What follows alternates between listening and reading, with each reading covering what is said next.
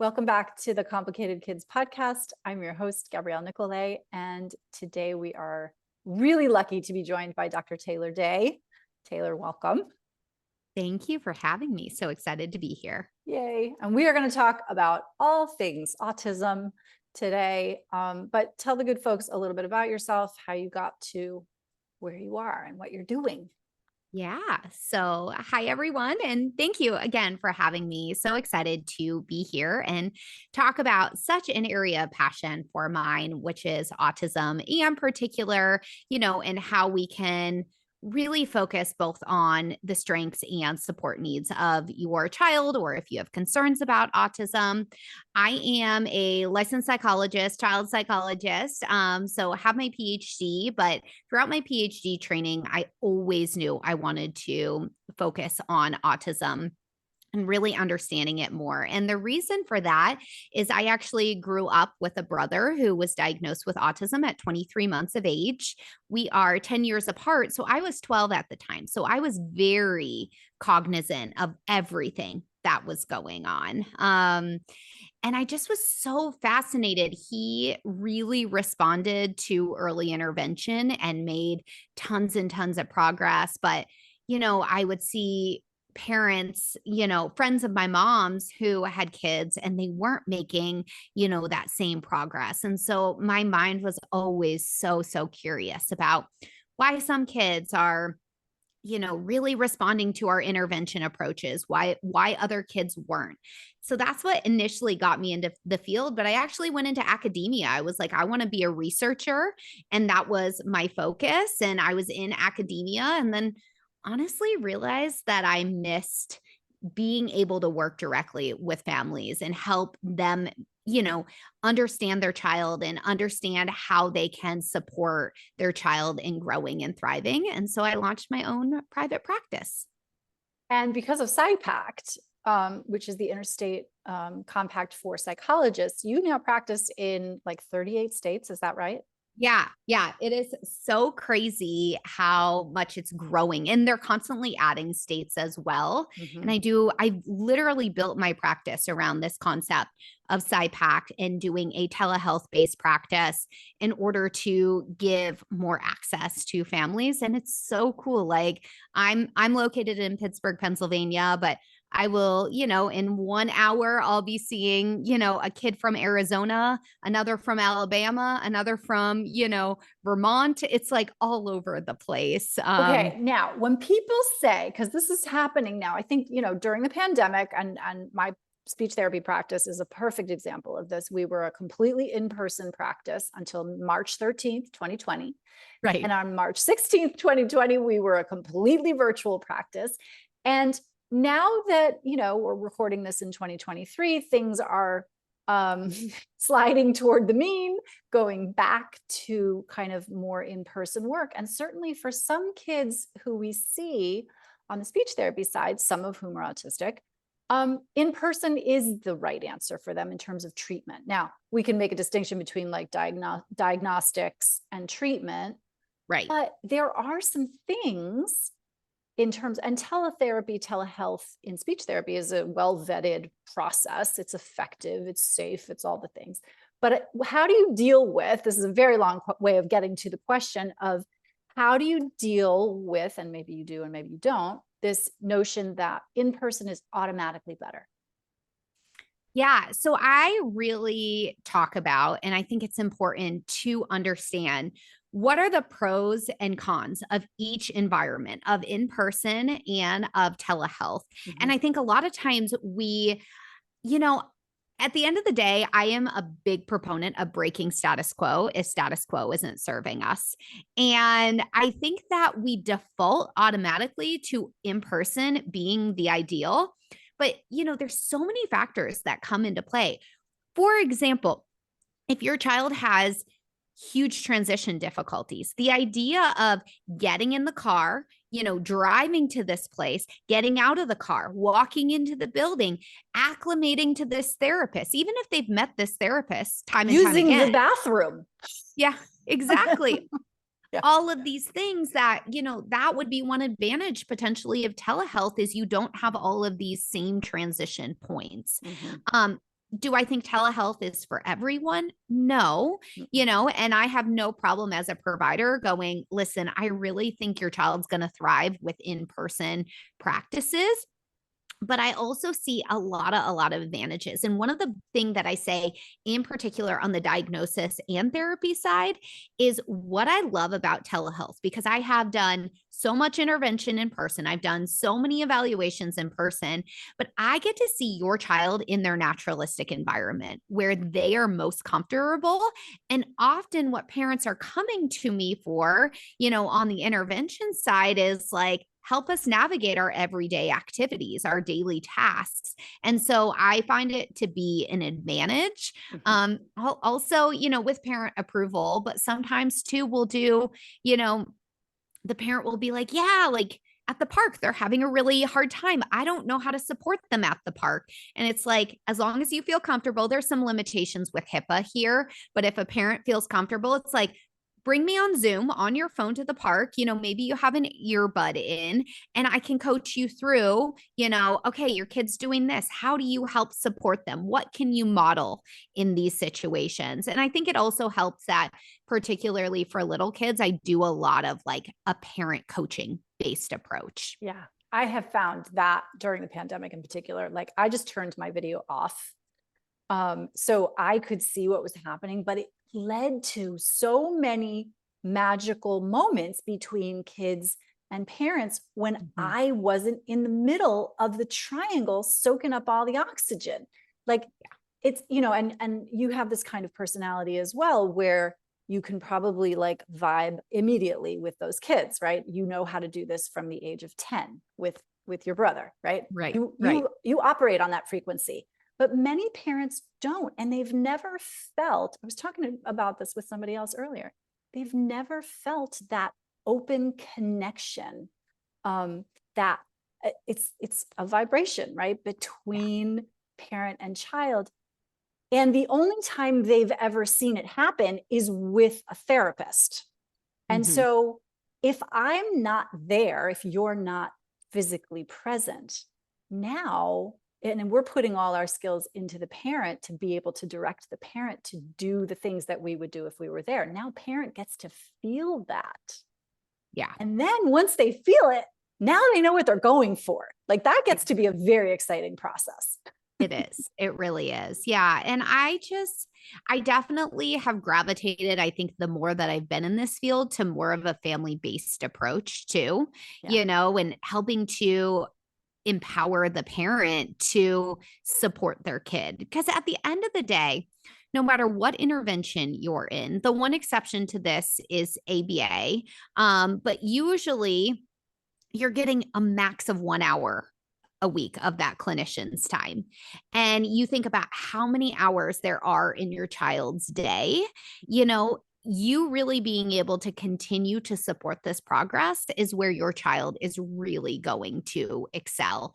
And so that's just been a huge, huge part of my practice, is not only how can we empower the parent, but I also, because of my own experiences, realize the need for supporting the whole family system.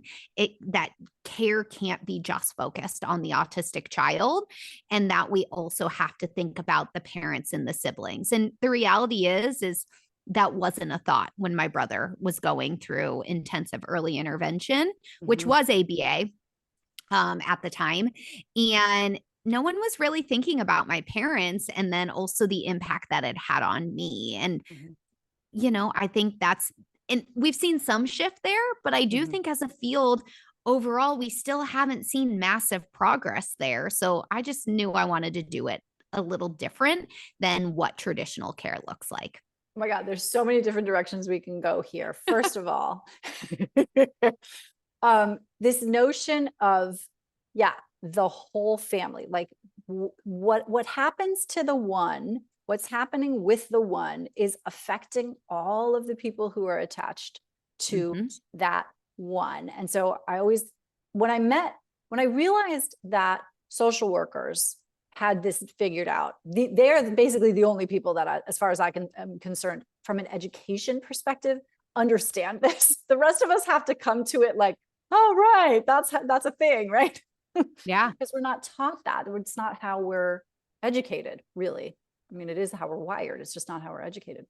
But so this notion of, okay, a whole family approach.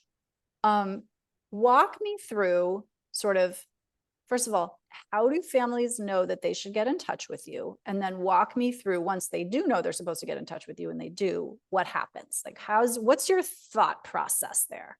Yeah. So, in terms of knowing whether or not to get in touch, I think one of the things is if you don't have an autism diagnosis and you've been concerned about autism, that is something that I support families. Right now, my practice serves kids up to age 12, but I'll see the youngest of youngest. So, if you're listening to this and, maybe you've been in speech therapy and you have like an 18-month-old, like that, I love being able to support families really early. So I know you do too. Yeah. So I'll usually start evaluations between 12 and 14 months of age because we know that diagnoses can be reliable. Okay, say that again, because there are too many people in the world who don't know this. Say it again. Yes. Yes. Diagnosis really by 14 months of age. If your child is diagnosed with autism at that age, the diagnosis is stable. So it's not going to be a misdiagnosis. And it absolutely is possible to diagnose these really young children. I talk a lot about on my social media and I do it a little bit to kind of ruffle feathers, but also to hopefully get pediatricians more on board to stop saying we got to wait and see, or your child can't be assessed for autism until age 3. And it's like, you're right. Not all providers will diagnose autism early, but we need to be informing people that early diagnosis is possible and help support them in how to find the right providers who are willing to do those early diagnoses.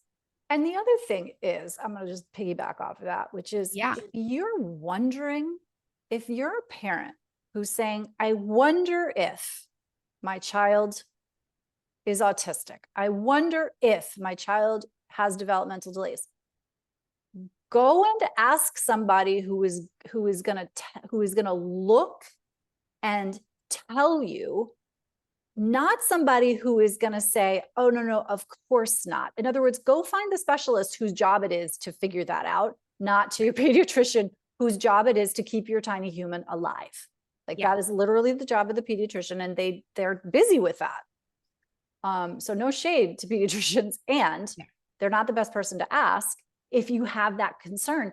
And what they'll do with the answer of, no, he doesn't look autistic to me, or no, that doesn't really seem like it, is they're having parents ignore their inner, I hesitate to say it this way because it sounds sort of hokey sometimes, but their inner wisdom, their inner knowing. Yeah. And as women, let me just get up on a big soapbox now. We're conditioned our whole lives to ignore our inner knowing. And especially when it comes to our children, we should not be doing that. Yeah. Yeah. I call it mommy gut a lot of times. Yes. It's just this gut. And I will say, I have worked with so many parents at this point that are just like, people tell me I'm crazy, that this can't be autism. I just know when they come and I'm like, listen, you're right. I would say more often than not, I mean, I'm guessing, but at least 95% of the time, parents are right in their intuition. And so I think it's super important to follow that. And some of you might have amazing pediatricians who have gone above and beyond to learn about autism and help you network and refer, find the right referral source and all of that.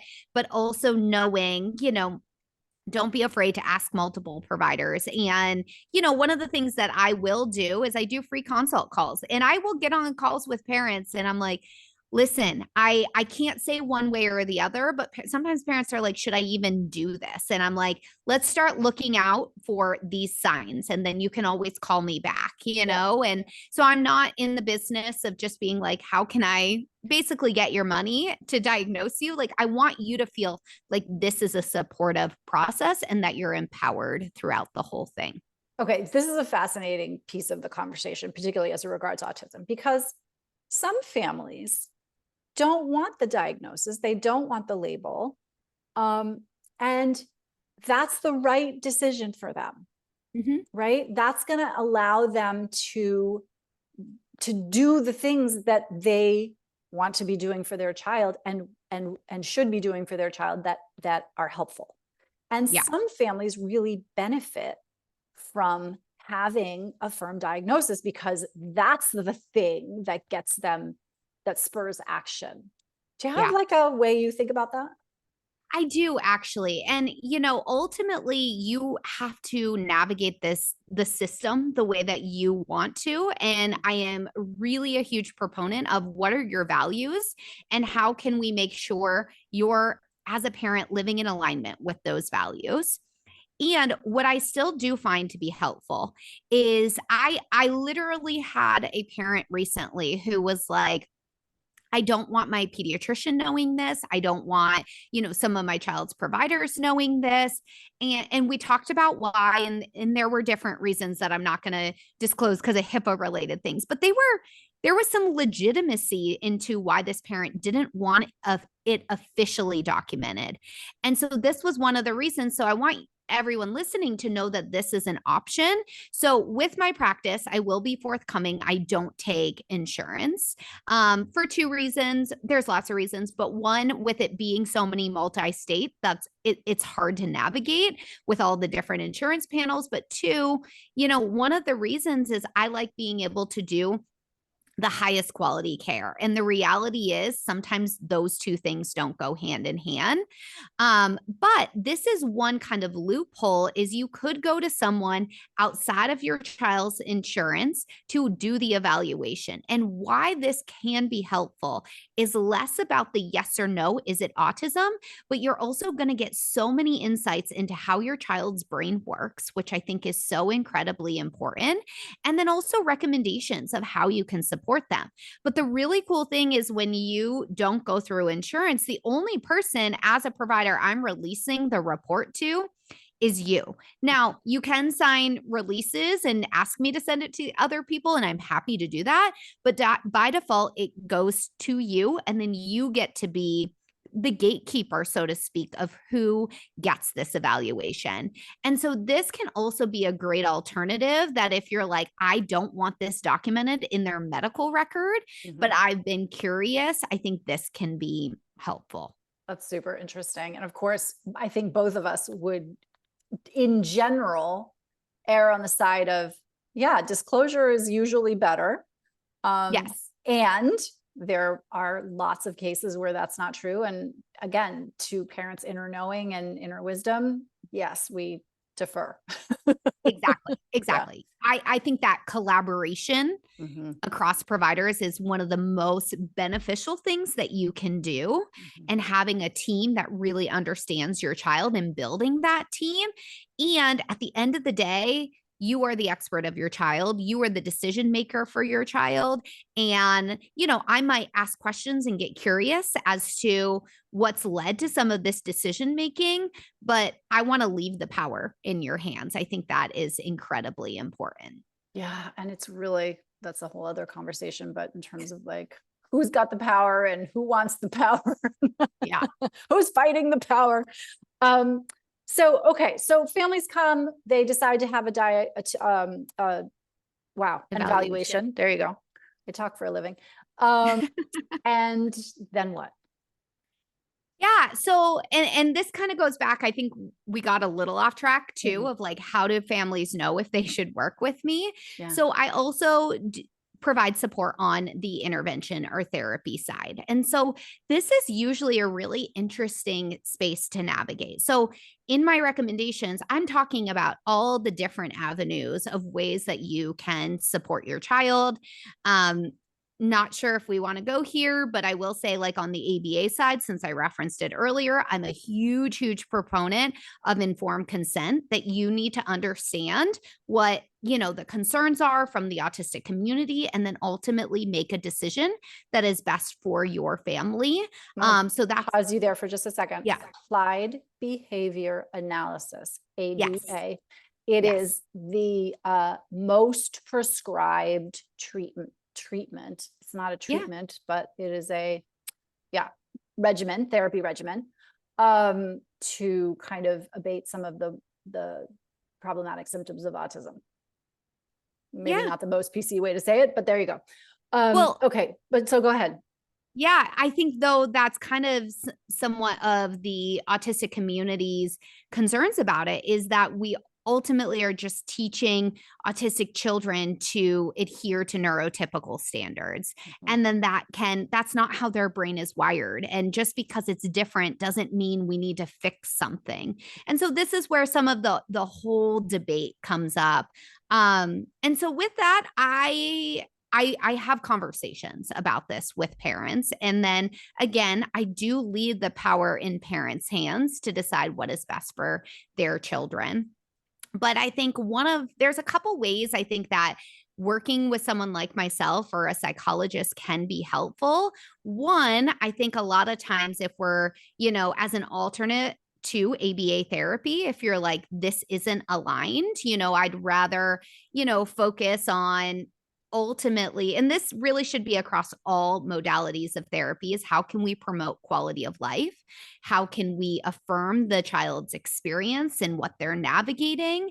And, how can we help them be able to navigate this neurotypical world? And one of the solutions isn't trying to make them more neurotypical, it's helping them to understand how their brain is wired, what their differences are, and how we can provide support there.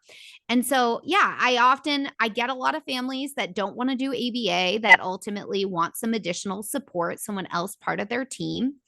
I also think that this is unique to my practice. I do a lot of care coordination as part of my practice, where it can be confusing sometimes in our medical system. One provider is telling you one thing, another is telling you a different thing. You might think they're different. Maybe they're not different. Maybe they're just not speaking the same language. Or sometimes they are contradictory. And how do you navigate that? So I like to think of myself almost as like the conductor of the symphony. You have all these different instruments like speech therapy, occupational therapy, which are always go-to recommendations for me, maybe physical therapy, maybe a developmental therapist, all these different things. And your pediatrician's part of this team. I like to think of myself as this conductor that can help you navigate these different situations and different systems and have one kind of harmonious language in order to know how to integrate all of this into your everyday life. This is a function that is, first of all, it's so needed. And I think you and I both fall in this category of like, we have a broader perspective than our niche clinical education would otherwise suggest. Yeah. And so, right, you have opinions about, well, which do we do? Maybe we do both together, speech and OT, occupational therapy. Maybe we do OT first because kiddo is so dysregulated, he's never going to benefit from speech. I've had those conversations as the speech therapist slash core care coordinator for families, right? Where it's like, you know what, we're going to get way more better results if we do this other thing first. You know what, this school thing, not working out so well for this kiddo right now. How would you feel about making a change here? And I imagine those are some of the types of conversations you're having. School is a huge one, and navigating the school system and IEPs and what to advocate for and how to communicate with teachers. I literally had it was a teacher and the guidance counselor email me on Friday and be like, any chance we can meet about this kiddo? And I was like, absolutely, getting on a call of helping them also figure out. And, just like pediatricians, there's a lot of variability in educational providers. Some are going to be willing, to do everything and anything to support your child. Some you're going to face some resistance with as well. And so being able to support on both of those sides. And there are system constraints there too. And There are. The part of the reason you and I operate kind of outside of the medical model, outside of the school model. And we sort of, it's funny, I had an image of these three hubs, right? And we're kind of outside of these two systems, because that's what works best for children and families. Yeah. And at the end of the day, that's where I am getting the feeling you and I are both really interested in working. It's not within a system.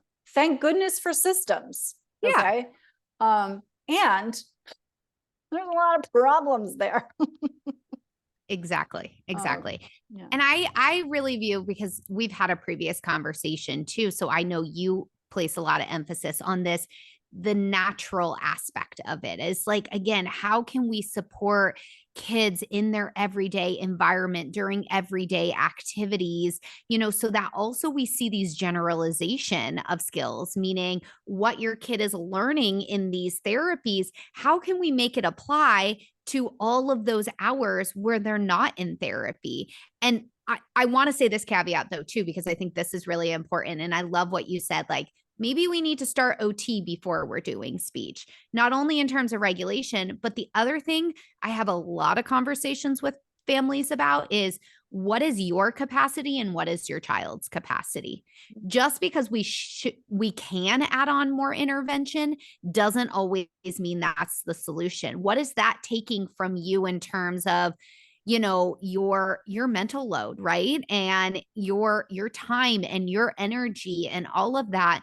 But also we want to leave space for kids to be kids. They don't need to always be working on something as well. I think, particularly if you have an autism diagnosis and you have an autistic child, the one of the stages that parents will go through, and I think this is probably true of all of us, right? Is like, if I just program all the right therapies and all the right schedules and all the right teachers, then we'll get some magic result. And so I've told parents this all the time. I'll show up for a session and child will be asleep. And parent will say, well, let me just go wake them up. Absolutely not. You never wake up a child who's sleeping for therapy, because the sleep is more important. Yeah. It's absolutely more important. And you're right. We got to let kids be kids. Yeah. Oh, that's so good. I love that. And yeah. And this is also, I think, talking about the whole family approach, which is literally how I branded this. I'm bringing in like evidence-based principles, that we know work. I'm bringing in neurodivergent affirming care as well, and putting it under this umbrella of, again, not just focusing on the child. We do lots of work with your child, but also you and what your mindset is and how you're processing through all of this. And so I do find this idea of that is that sometimes that's just an indicator that we need to lean more into the parent emotion side too, and trust me, I do not say this from a place of judgment, because I've learned a lot about myself in therapy, is this fixer mode can come in where we want to fix everything. And the reality is we can't. And so I love being able to help parents kind of sink into that emotional process and, go through the stages of what emotions are coming up. It can be very synonymous to what grief looks like. Yeah. And you didn't lose your child, but you're losing the expectations that you had for your child. And that can be a lot. And you can love your child unconditionally. You can accept your child unconditionally, and processing all of this can still be a lot too. Yeah, for sure. For sure. And that's hugely important. Talk about siblings for a minute. You were one. Yeah. Families have them. Yeah. What's important for, particularly for families who are listening here, in terms of if they've got, autistic children and non-autistic children, like what's the deal? Yeah, I think a lot of times it's, let's start here actually. The reality is that typically when you have a child who has more support needs, the proportion of time that you spend and the energy you spend on that child is usually greater than those with less support needs. And there's some of it that as a parent, that can be hard to hear. I'm sure some of you listening to this right now are like, no, that's not what I want. And there is part of it that is the reality. And so I really think that a few key things can go such a far way in supporting, non-autistic siblings is, number one, focusing on quality over quantity. in terms of like you spending time with them. And so what that actually might mean, for example, is maybe your autistic child is interrupting this, you're trying to sit down with one of your children and your autistic child keeps interrupting. You might need to set them up with an activity, or that might be a time where you're like, okay, go play on your iPad right now. And showing that non-autistic sibling, listen, I'm here for you. And because more likely than not, that those interruptions happen quite a bit. So how can we reduce some of those interruptions? And it really helps your non-autistic child in that moment to feel so important. Like, I've got mom's time or I've got dad's time. And so quality over quantity, that also means, like, for example, like, you may feel really scattered. And so it has to be this conscious focus of literally, I have 10 minutes right now. I need to put down my phone. Maybe you need to brain dump everything in your head before you go play with your child, but like really being attentive to how you're spending that time, not how much you're spending, how you're spending that time. The other piece that I would really, really emphasize is open dialogue and conversation around, needs and different support needs. And I love using the framework of neurodiversity too, and talking about how everyone's brains in the family work differently and, talking about that. But I think a lot of times, and I understand this, parents tend to want to shy away from talking with their other kids about some of the difficulties and support needs that their autistic child needs, because calling attention to it, one, they don't want their autistic child to feel singled out, but also it's like almost it's an uncomfortable topic to talk about, right? But I think the more that we can talk about it, name it, help your child to understand what is actually going on so they don't feel like they're guessing all the time, that can be really helpful. And then also talking with your non-autistic children about their emotional experiences of, maybe your autistic child has a meltdown in public. You guys have to leave this fun event early and go home. Once things calm down, you might go back and, to your non-autistic children, I'd also recommend, doing some form of this support with your autistic child as well, but talking about, listen, we had to leave. What was that like for you?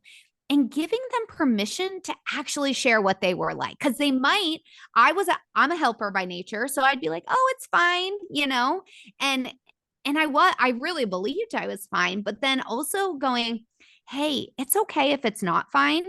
I'll be here if you think of something you want to talk about, or modeling too, of like, Yeah. here's how I wasn't fine. Sorry, that was long. No, but it's so interesting. And what, as you were talking, I was nodding my head. And what occurs to me is that requires, and this is true. I mean, this is something I say over and over again, when we have, we call them orchid kids around here, but when we have autistic children in particular, but any kind of a child who's struggling with any kind of neurodivergence, any kind of attention deficit or academic kinds of things, we are confronted as parents by the things that we hate most about ourselves. All our failures, all our ineptitudes, all the things that went wrong for us, it all comes up.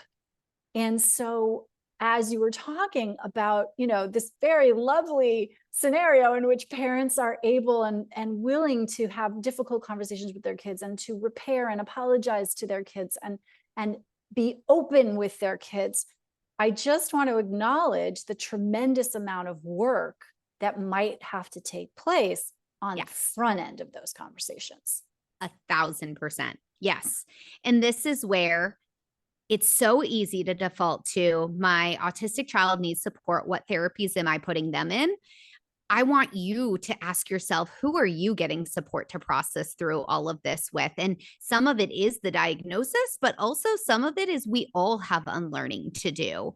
And, and learning advocacy, for example, is a really hard skill to learn. You might need someone to support you in knowing how to advocate for your child, or you might have, I mean, generationally, we do see that like as adults, we were taught a lot of emotional suppression. Just that's the way our culture was, and it's getting better. We're definitely talking about emotions more now, especially with younger generations. But I also think it's going to take some unlearning of you just naturally suppressing your own emotions and working through that. And so whether that's getting your own therapist, or again, this is what I try to build into the support that I'm providing parents as well. And I'll also talk about, like, I have my own therapist. I believe that therapy can be so helpful. And I think for me too, just self-disclosure, because I'm a big person of like breaking status quo, practicing what I preach. For so long, I thought, well, I don't have like a diagnosable mental health disorder. Why would I go to therapy?